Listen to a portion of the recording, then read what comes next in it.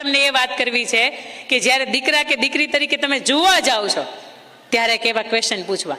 મારી પાસે total 10 question છે અને આ 10 ની અંદર ટોટલી દીકરો કેટલામાં છે, દીકરી કેટલામાં છે, તમારે જે જોઈએ છે એ પ્રમાણે છે કે નહીં, આ ટોટલી તમને આવી જશે.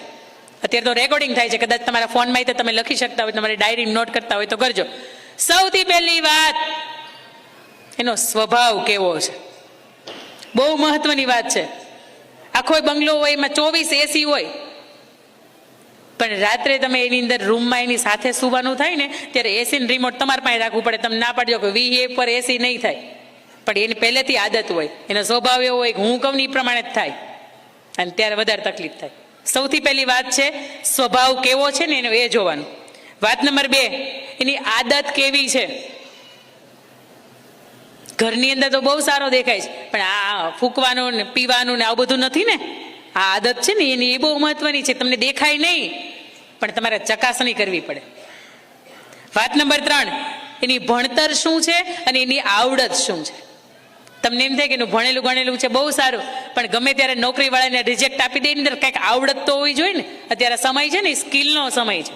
અમારા હીરા ઉદ્યોગની અંદર 1-1 લાખ રૂપિયા કમાતા હતા. કેટલાય પરિવાર એવા હતા, પણ ભાઈને પરાઠા બનાવતા આવડતું હતું, બેનને પંજાબી શાક બનાવતા આવડતું હતું. 1 લાખ રૂપિયાની નોકરી જ્યારે ધડ કરતી આ મંદિરની અંદર વહી ગઈ ને, ત્યારે બેયના સહિયારા પ્રયાસથી અત્યારે 1.5 લાખ રૂપિયા રિંગ રોડ ઉપર બેઠા બેઠા પરાઠા ને એની લારી જે હોય ને એ પણ એની અંદરથી કાઢે છે, 1.5 લાખ રૂપિયા કાઢે છે. ત્યારે એમ થાય કે એની અંદર કંઈક આવડત હતી ને એ બહુ મહત્વની છે. દીકરી ભણેલી હોય પણ એની સાથે એને મહેંદી મૂકતા આવડતી હોય, એને બ્યુટી પાર્લરનું કંઈક આવડતું હોય, એને ભરત ગૂંથણનું આવડતું હોય, તો આવડત છે ને એ બહુ મહત્વની છે. તરત પૂછવાનું કે ભણતર સિવાયની કોઈ બીજી આવડત ખરી. નિશા મધુલિકા, હું આનું હંમેશા ઉદાહરણ આપું છું. 55-58 વર્ષની ઉંમરે પોતે કોટક બેંકમાંથી નિવૃત્ત થયા. ઘરની અંદર ખબર પડી કે આ તો કોઈ આપણે સામું જોતું નથી, એટલે આપણે ઘરમાં વધારાનું પાત્ર હોય ને આવી રીતે કરે છે. પણ પોતાની આવડત હતી રસોઈ બનાવવાની. નિશા મધુલિકા, તમે રેસીપી કદાચ બનાવતા હશો, તમને ખબર હશે. કરોડોની અંદર ફોલોવર્સ છે ને, અત્યારે લાખો બેઠા બેઠા ઘરે કમાય છે. કેમ? આવડત હતી કંઈક. ઘણી વખત એવું હોય ને કે દીકરો બહાર જ ભણ્યો હોય, પણ એની અંદર આવડત બહુ મજાની હોય. આ આવડત છે ને એને પણ વાત ઉપર ધ્યાન મૂકજો. એના પછીની વાત, પરિવારની સાથે વર્તન કેવું છે. આ બહુ મહત્વની વાત છે. તમને એમ થાય કરોડપતિ હોય ને દીકરાનું બાપનું માનતા જ હોય, નહીં.